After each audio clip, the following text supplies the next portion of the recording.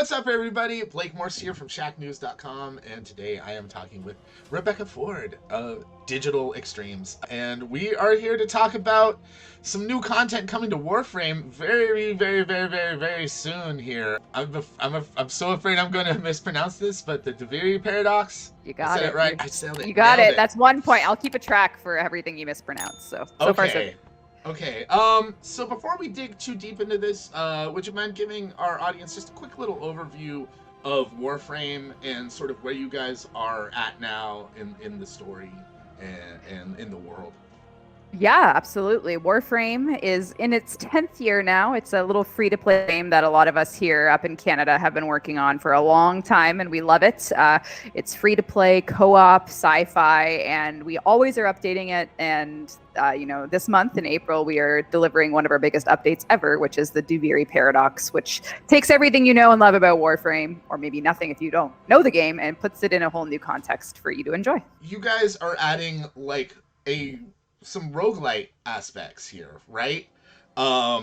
Which is definitely something we haven't seen in Warframe, nor do I think anybody really saw coming. How did this all come about? Well, thanks to having a lot of time to play other video games, I, spent a lot of my lockdown playing Slay the Spire and Hades, and honestly, a little bit of League of Legends. And then last year, I took over Warframe as creative director, and we were given a choice at that time. Like, do we develop the Duviri Paradox, or do we sort of leave it in the back burner? Because back in 2019, we showed this trailer for the Duviri Paradox that was largely conceptual. And last year, we thought, let's try it. Let's see what we can do with it. Let's make it our own. So we just looked at the art and the concept, and we just came up with a whole design and a whole update that really was inspired by the idea that Warframe has had 10 years of content. There's so much to play. The power fantasy is so delightful. What if we could make a run-based update, an update where a player starts off at a certain floor of power level, and as they're playing, they're earning really crazy power that is useful for that session and that session only. And all things considered, that's what Duviri has become. And it's, for me, I think of it as something that borrows and inherits a lot of what I love about those single-player roguelike games, but also what I love about Warframe, which is you can get in, play some crazy sessions, have some crazy, appetite of visuals, but also what I came to love about League of Legends over my lockdown, which was ARAMs, which was when I was told and shown that you don't need to be afraid to get into League because they have this one game mode where it's all random and it's all mid lane. So you don't need to know anything about lanes and all that. And I was like, wow, I wonder if Warframe could have that, because it's a very, it's a very big game and it's very complex. So what if we had a version of Warframe that was really accessible and really cool and interesting? And that's what we have.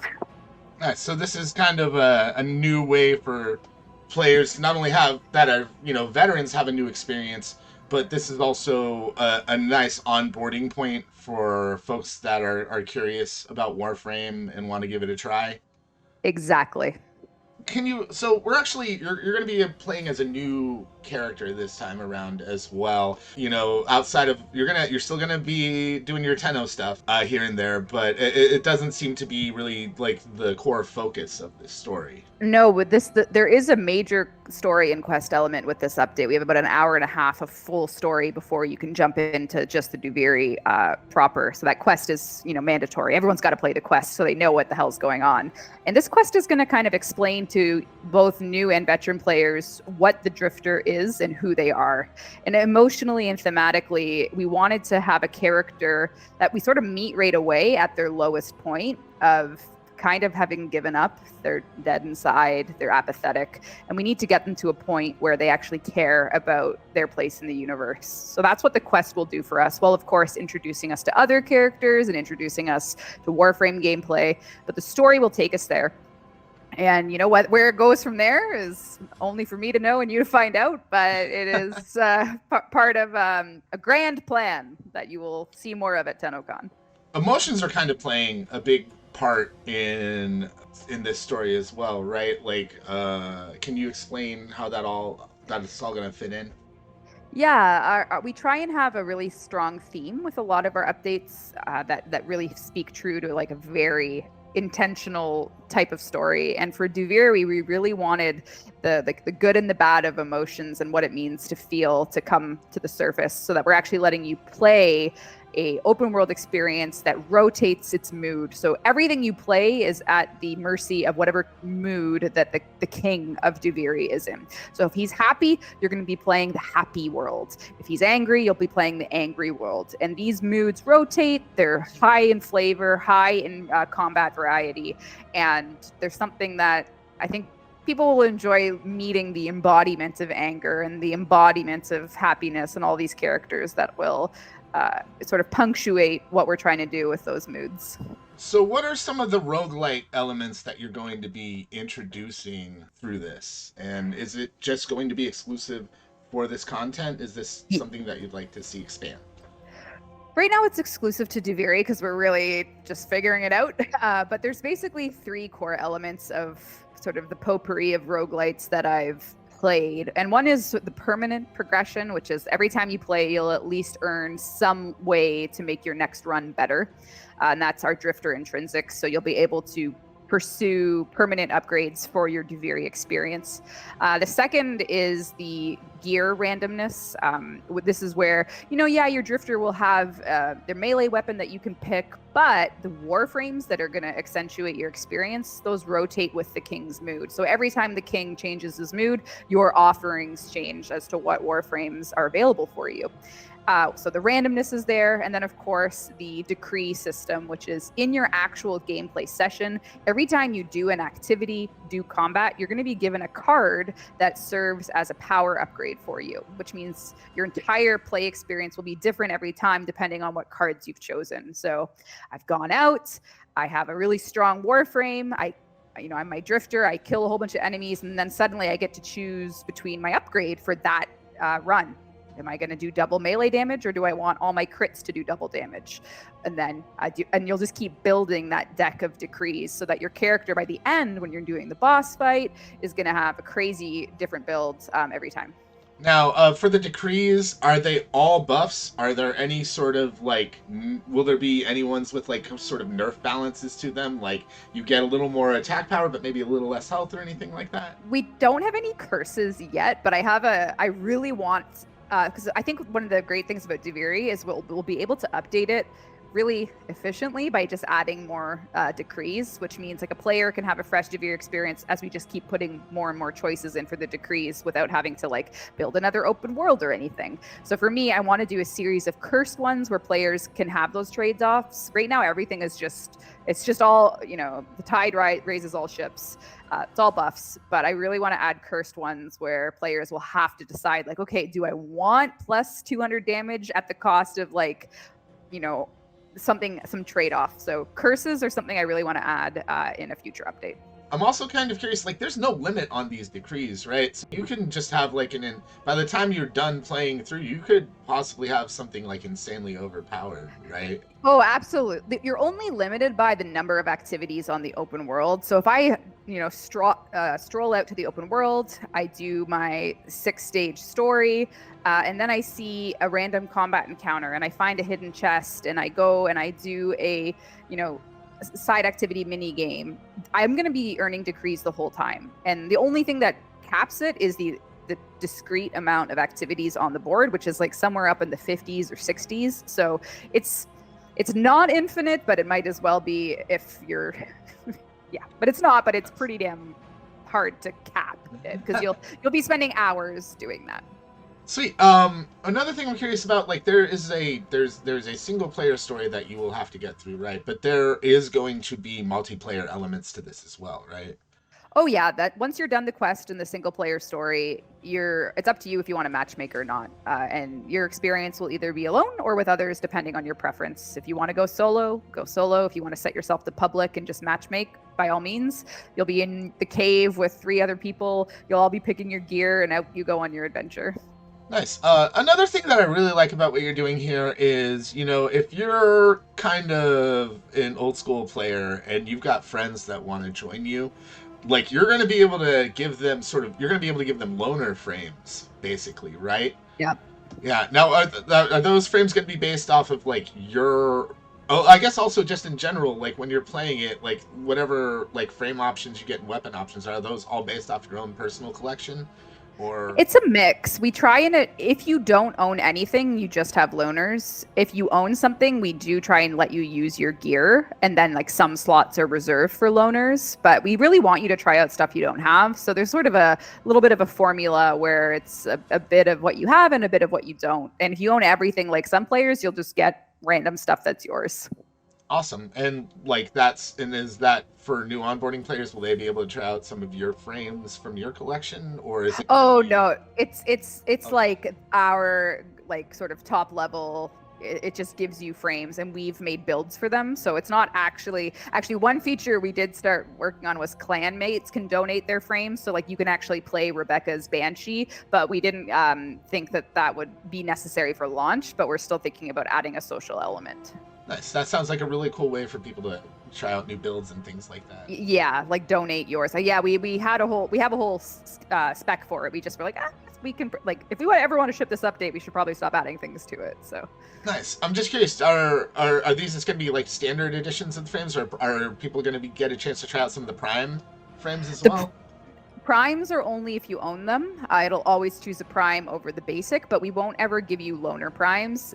You'll just get the vanillas. So similar to the general market, you can only ever buy the vanilla frames unless you buy Prime Access. It's the same for Duviri. You won't get to test drive primes. In the past, you've given us a lot of different ways to get around the open worlds. We've had jetpacks, we've had snowboards.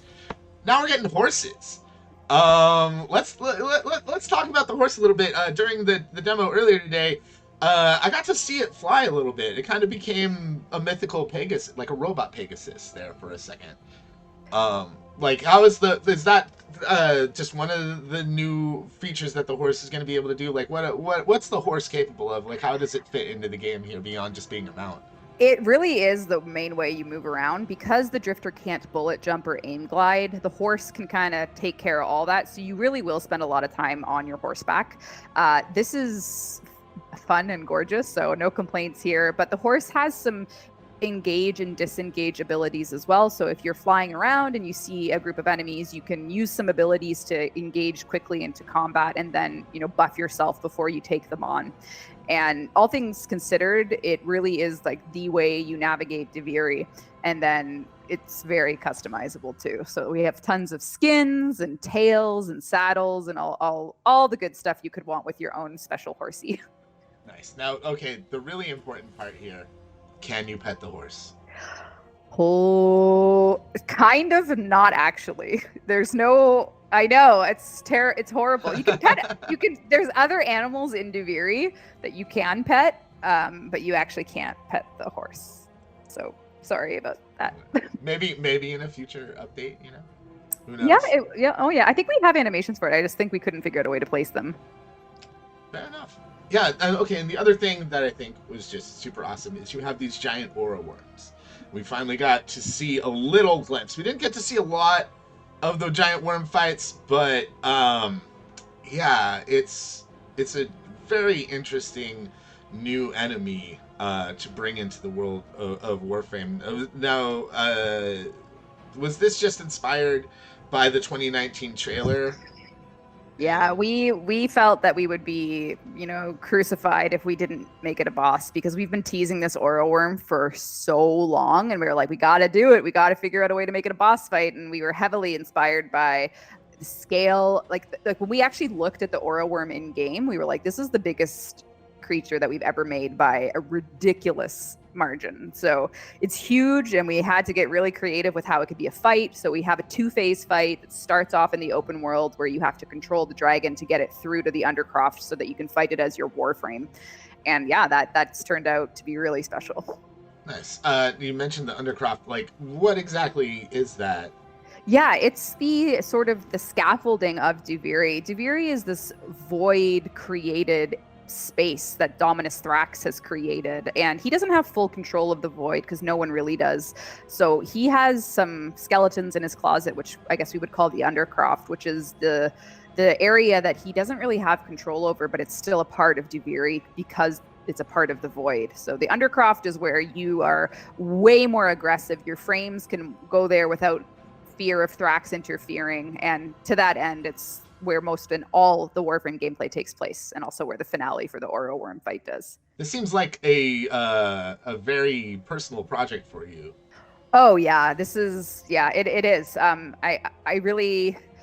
know that when the question came up of if we should or shouldn't make Duviri, really all we had to go on was that conceptual trailer, a lot of what the new war kind of implied, and then a lot of art and style guides. There was no major design or plan, and the landscape that we showed in that trailer was really just conceptual, like a fractal floating island landscape. So we knew that we had those sort of key pillars to pull from, and then we felt that we could do something that we would really want to play. And now, 10 months later ish, I guess, Duviri is almost here, and it's been almost a full year of my life working on it, which makes me both happy and scared because I really hope people like it. Nice. Yeah, it's definitely ambitious, but that's, I think, a lot of what you do with Warframe is that way. It's a game where there is sort of a straightforward way to play it, but there's so many other options and things that you can do.